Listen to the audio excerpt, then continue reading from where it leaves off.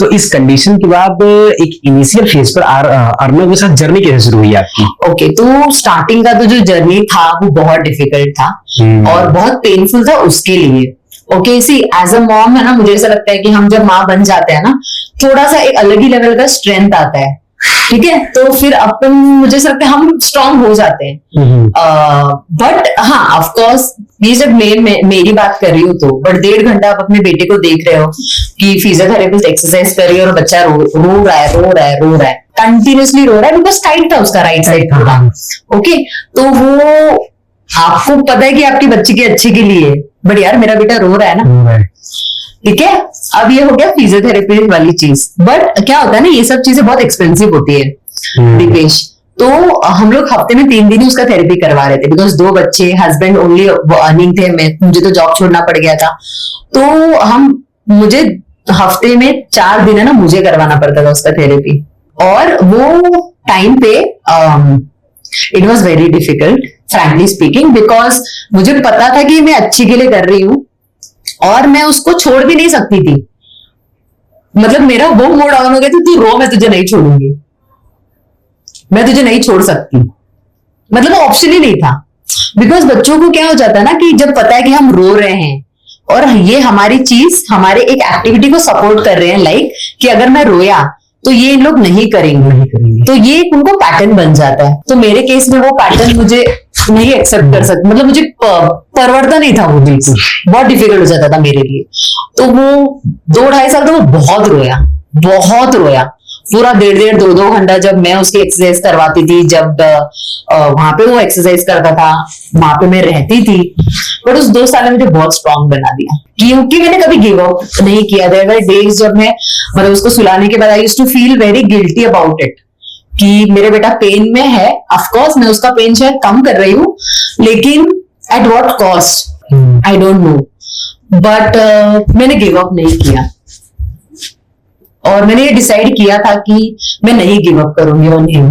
If I am the only person who can make things possible for him, तो मैं give up नहीं करूंगी, respective of कितना भी डिफिकल्ट हो चीज आगे जाके। बिकॉज मुझे फिजियोथेरेपिस्ट ने बोला था कि पेरेंट्स गिव अप कर देते हैं, तो I don't want to be that for my child. मतलब मुझे जिन्होंने गिव अप किया, no offence, of course it is very difficult, और मुझे किसी को कोई नेगेटिव फ्रेम में नहीं रखना है, बिकॉज बच्चे को आप पेन में नहीं देख सकते, बाकी कुछ भी आप इस दुनिया में देख सकते हो, और इतने छोटे बच्चे को तो बिल्कुल भी नहीं। बट देन या मैंने उसको भी ये बोला था कि हम गिव अप नहीं करेंगे इस जर्नी में, we are not going to give up, और अर्नव ने इसमें पूरा साथ दिया। yes, for sure. तो this journey is about him.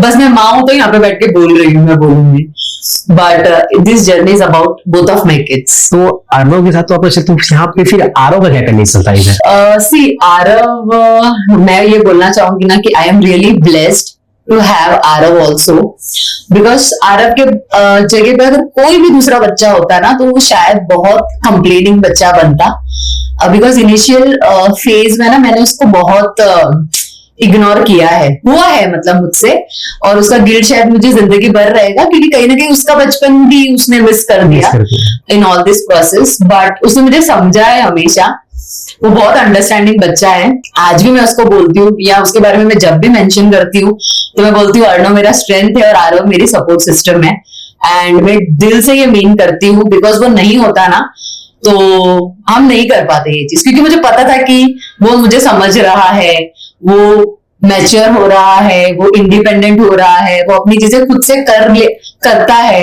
वो अभी मतलब 9 साल बहुत बड़ा एज नहीं होता है, राइट? बट वो बोलता मम्मा मैं करूंगा, डोंट वरी, मैं कर लूंगा मम्मा।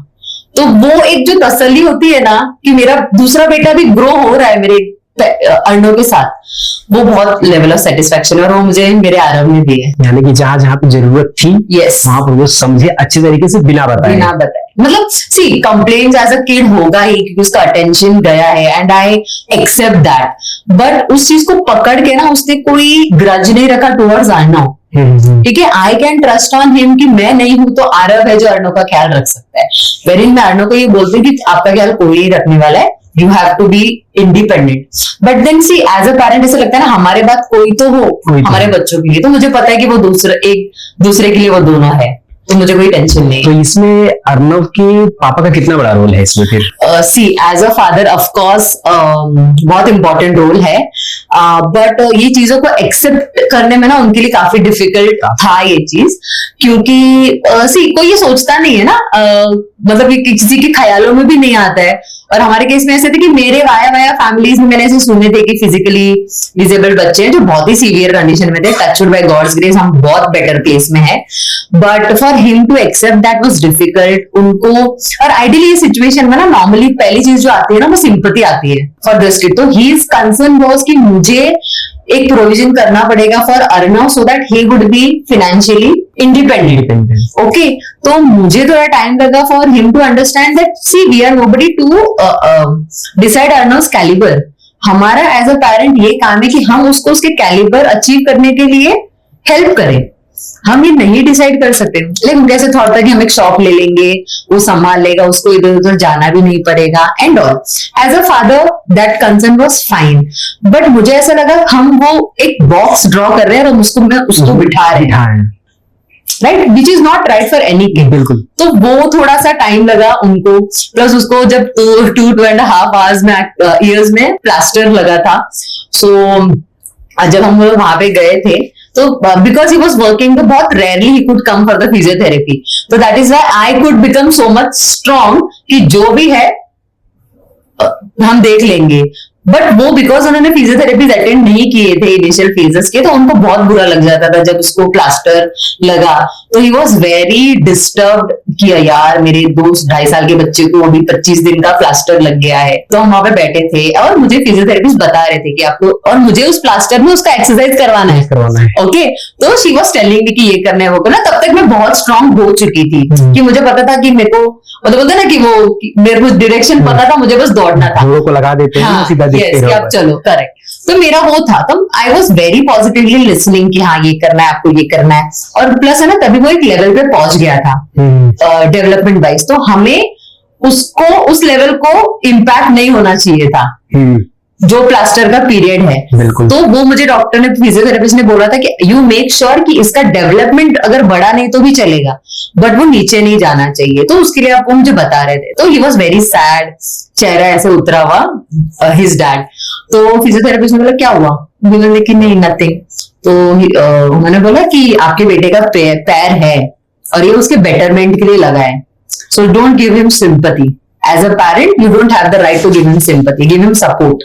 एंड फिर उन्होंने मेरे तरफ ये करके टर्न करके बोला इनको तो एक्सरसाइज करवाना है, think about his her strength, think about her emotions, because उस टाइम पे ना ही यूज्ड टू से मम्मा दुख रहा है करना एक्सरसाइज, मम्मा नहीं हो रहा है करना एक्सरसाइज। क्योंकि मुझे पता था कि मैं मेरे बेटे के अच्छे के लिए कर रही हूँ, और भले मुझे रिजल्ट नहीं पता था, बट मुझे ये पता था कि हम जो लेवल पे आज है ना उससे एक बेटर पोजीशन पे रहेंगे 1 ईयर बाद। तो मेरा सिर्फ वही ध्येय था, मेरा सिर्फ वही लक्ष्य था, बाकी मैं कुछ नहीं सोचती थी। तो क्या अभी भी वो एक्सरसाइज चल रही है? यस यस यस, सी उसका वो एक्सरसाइज जहां तक मैं समझी हूँ उसके कंडीशन को, अभी तक वो लाइफ लॉन्ग होगा। ओके। हाँ, और शायद वो नहीं भाग पाएगा, शायद जो जंप बोलते हैं वो नहीं कर पाएगा, and that is his reality. Correct, तो we have to accept it, he himself have to accept it. तो आइडियली ना मेरा ये गोल था ना कि मैं उसको इतना इंडिपेंडेंट करूं कि आगे अगर उसको कोई भी खतरा दिख रहा है ना तो अपने आप को बचा पाए। And we have already reach there.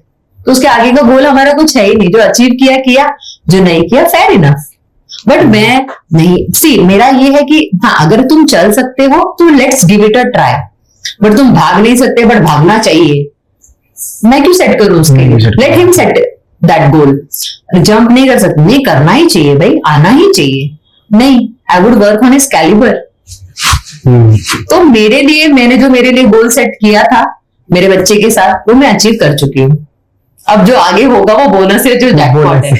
Yes. Okay, तो अभी तक की इस जर्नी में आप फैमिली और फ्रेंड्स का कैसा था? फ्रेंड्स का किस तरीके से सपोर्ट रहा? सी फैमिली लकीली है ना, I am blessed with very good sisters, cousins, uncle aunties and all. तो उन्होंने बहुत सपोर्ट किया है, they have accepted him the way he is. मुझे मेन कंसर्न था, एज अ पेरेंट तो हम एक्सेप्ट कर लेते हैं, बट है ना बाहर सोसाइटी मेरे बच्चे के साथ वो मैं अचीव कर चुकी हूँ।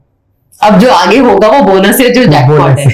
यस। ओके, तो अभी तक की इस जर्नी में आप फैमिली और फ्रेंड्स का कैसा था? फ्रेंड्स का किस तरीके से सपोर्ट रहा?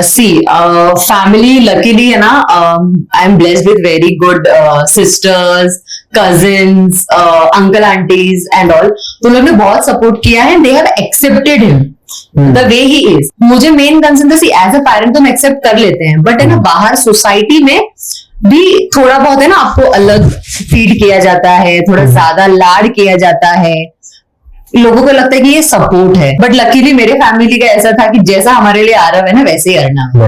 हाँ, तो ऐसे लोग भी है, ठीक है। फिर ऐसे लोग भी मुझे मिले हैं जिन्होंने वरी बताया है उनका कि ये फिजिकली चैलेंज है। हमें तो ये family members, well educated family members, कि हमें तो ये टेंशन है कि ये फिजिकली चैलेंज है, अब इसकी शादी भी फिजिकली चैलेंज बंदी से होगी।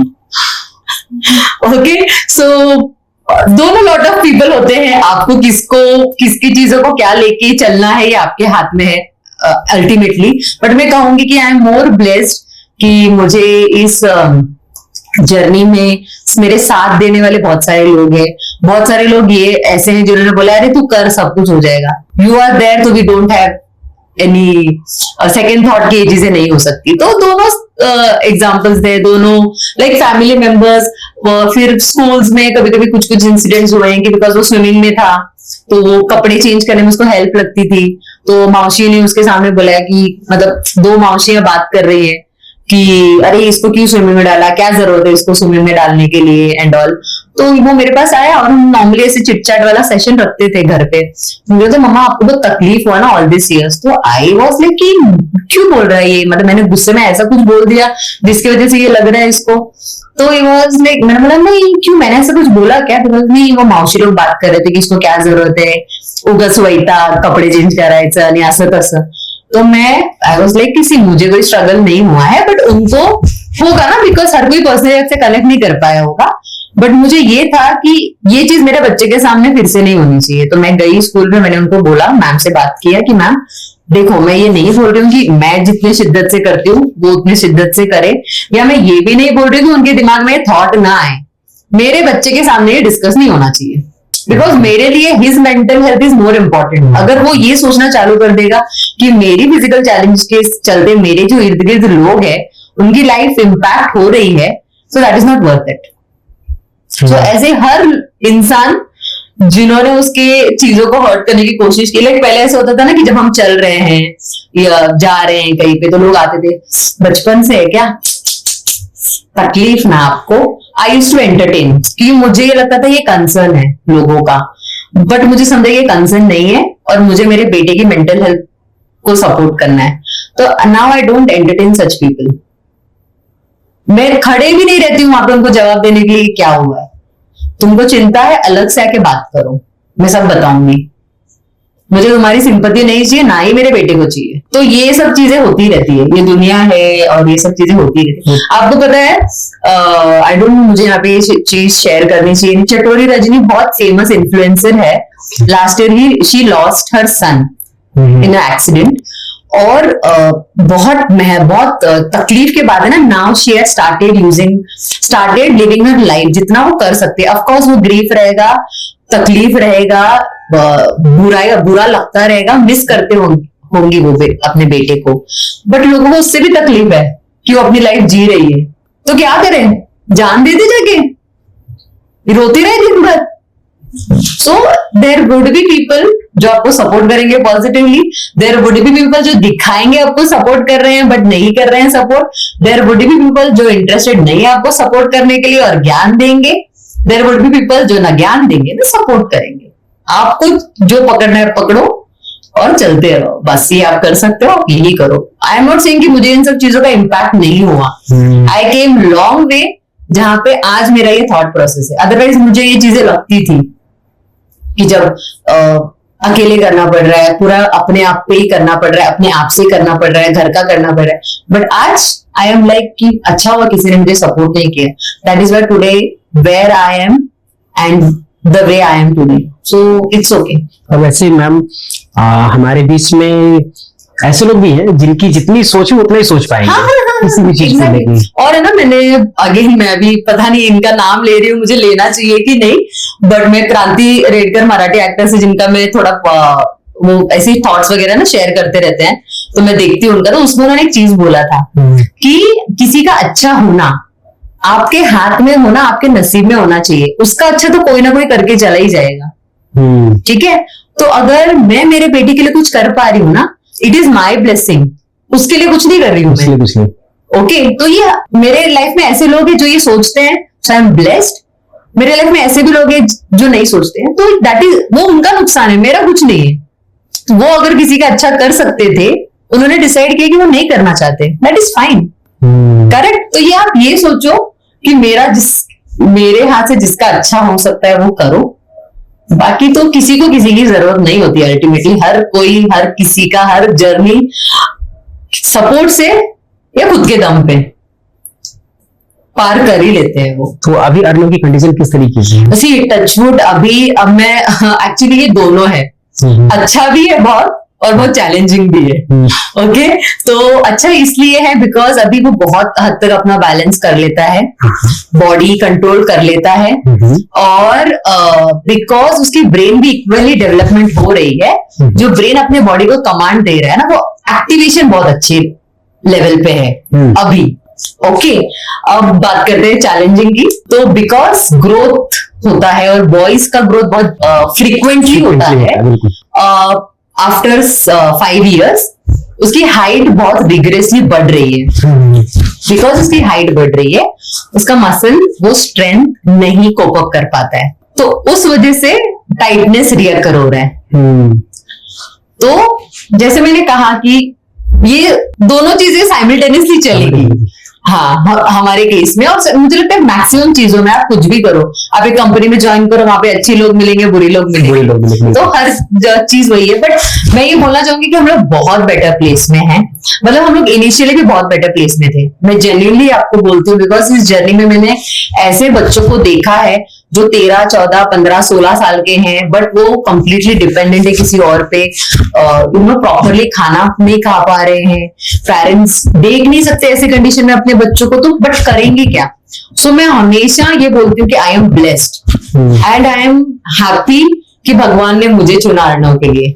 आई एम रियली हैप्पी अबाउट, मतलब मेरे बहुत सारा अचीवमेंट्स नहीं है लाइफ में, बट ये मैं प्राउडली बोलती हूँ कि ये मेरा अचीवमेंट है कि आज 9 साल की हमारे मेहनत से मेरा बेटा विद सपोर्ट चलता है। विदाउट सपोर्ट भी स्टेप्स लेना स्टार्ट कर दिया है उसने, बट देन हमें उसके चलने के तरीके पे भी काम करना है, तो हम थोड़ा उसको रिस्ट्रिक्ट कर रहे हैं। बिकॉज अभी वो इजी वॉकिंग कर रहा है, not the correct walking, but we have to make him to walk correctly. So वो साइमल्टेनियसली चल रहा है, but then we are at a very best place, better place, happy place. तो अर्नव के बेटे की डेवलपमेंट में कौन कौन सी चीजें रही जो चैलेंजिंग है, कौन कौन सी चीजें ऐसे यहाँ पे काम करना बाकी रह गया है? बहुत इंपॉर्टेंट चीज जो चैलेंजिंग था, मैंने बताया कि प्लास्टर वाला face, it was very difficult, but उसमें ना बहुत अच्छी चीज हो गई थी। एंड आई डोंट नो, मैं शायद आरव के बारे में बहुत ज्यादा बात कर रही हूँ, but I would definitely want to mention कि हम उसका प्लास्टर निकालने गए थे। ओके, 2.5 साल का होगा शायद आरव और अर्नव दोनों भी, बिकॉज दे आर ट्विंस। तो वो प्लास्टर निकालने गए, तो वो मशीन पता है ना, पहले वाला वो जो राउंड मशीन बहुत आवाज कर रहा है, वो एक्चुअली हार्म कुछ नहीं करता है आपको, बट वो बहुत लाउड है। ओके, तो जब हमने अर्नव को सुलाया वो प्लास्टर कट करने के लिए, तो पहले लोग मशीन ऑन करते हैं, वो जो फ्रिक्शन में चलना चालू करता है, फिर उन लोग प्लास्टर में टच करते हैं। तो वो मशीन सुन के आरव को पता नहीं ऐसा क्यों लगा कि वो उसके भाई को कुछ कर रहे हैं। तो वो 4-5 लोग जो अर्नव को पकड़ के खड़े थे, और एक अंकल जो वो करने जा रहे थे, वो चारों को मार रहा है आरव, चारों को पुश करके बोल रहे मेरे भाई को कुछ मत करो, छोड़ो मेरे भाई को, छोड़ो मेरे भाई को। और फिर हमने उसको समझाया, और मतलब फिर अल्टीमेटली वो कट करवाया। फिर जब लेकर आया तो हमने उसको प्लास्टर दिखाया कि भाई प्लास्टर कट कर रहे थे, आपके भाई को कुछ नहीं कर रहे थे। बट देन वो एक सेंस ऑफ रिलीफ था कि अर्नव के लिए है कोई तो हमारे पास फाइट बैक करने के लिए, तो वो एक बेस्ट चीज थी। और चैलेंजिंग भी सी, अल्टीमेटली ना हर चीज में चैलेंजेस ही आते हैं, आप उसको कैसे लेते हो और कैसे करते हो वो मैटर करती है, और उसकी डेवलपमेंट में भी हम बहुत बेटर प्लेस में है। बट अभी चीज ये है ना कि कंट्रोल 90% इज ऑन हिम। जो अब तक मतलब लास्ट 1 ईयर तक ना हम पे 50-50 था, जब 90% उसके ऊपर है, तो वो कितना एक्टिवली पॉजिटिवली ना गिव अप करके चीजें करने की कोशिश करेगा ना, उतना वो उसके लिए अच्छा है।